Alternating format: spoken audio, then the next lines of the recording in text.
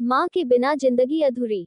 एक खुशहाल परिवार था। माँ की मौत के बाद जब 13वीं भी निपट गई, तब चारू ने अपने भाई से विदा लेने के लिए नम आंखों से कहा, सब काम हो गए भैया, माँ चली गई, अब मैं चलती हूँ।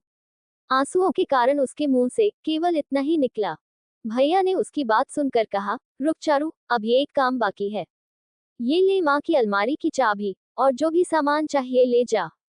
चारू ने चाबी लेने से इनकार करते हुए भाभी को चाबी पकड़ा दी और कहा, भाभी, ये आपका हक है, आप ही खोलिए। भाभी ने भैया की स्वीकृति पर अलमारी खोली।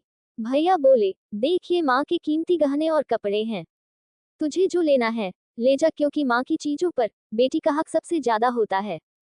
चारू ने उत्तर दिया, भैया, मैंने हमेशा यहाँ इन गहनों और कपड़ों से भी कीमती चीज देखी है, मुझे वही चाहिए।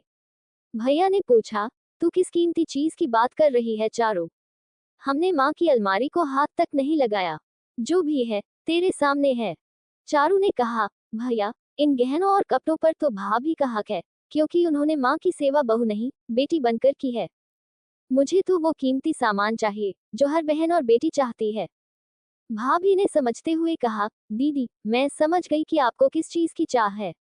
आप फिक्र मत कीजिए, माँ के बाद भी आपका ये मायका हमेशा सलामत रहेगा। पर फिर भी माँ की निशानी में से कुछ तो ले लीजिए। चारू ने भाभी को गले लगाते हुए रोते हुए कहा, भाभी, जब मेरा मायका सलामत है मेरे भाई और भाभी के रूप में, तो मुझे किसी निशानी की जरूरत नहीं।